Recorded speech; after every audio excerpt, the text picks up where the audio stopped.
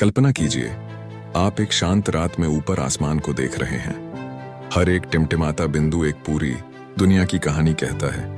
पर यह कहानी कितनी विशाल है, चलिए समय और स्थान की एक अविश्वसनीय यात्रा पर चलते हैं। हम अपनी पृथ्वी से शुरू करते हैं, फिर हमारे सौर मंडल से बाहर निकलते हैं और अपनी आकाशगंगा मिल्की वे के शानदार नज़ारों को पार करते हैं। अब 13.8 अरब साल पीछे चलते हैं, एक ऐसे क्षण में जब कुछ भी नहीं था, और फिर एक महाविस्फोट, बिग बैंग, जिसने हमारे पूरे ब्रह्मांड को जन्म दिया। इस विशाल ब्रह्मांड को नापने के लिए हमें एक नई इकाई की जरूरत है, प्रकाश वर्ष। ये वह दूरी है जो प्रकाश एक साल में तय करता है, लगभग 9.5 ट्रिलियन किलोमीटर। हमारा देखने योग्य ब्रह्मांड, जहां तक हम देख सकते हैं, 93 अरब प्रकाश वर्ष चौड़ा है। इस विशालता की कल्पना करना भी मुश्किल है।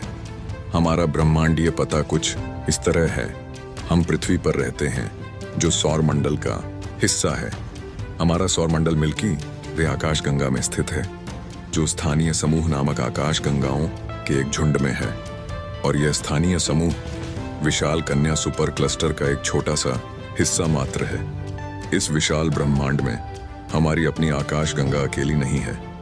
हबल टेलीस्कोप द्वारा ली गई तस्वीरों की तरह आकाश का हर छोटा सा हिस्सा भी हजारों आकाशगंगाओं से भरा हुआ है।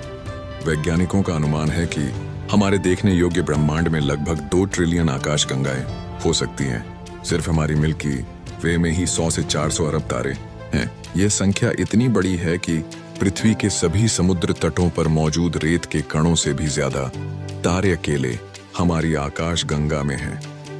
इस तुलना को महसूस कीजिए और आप ब्रह्मांड की भव्यता को समझने लगेंगे।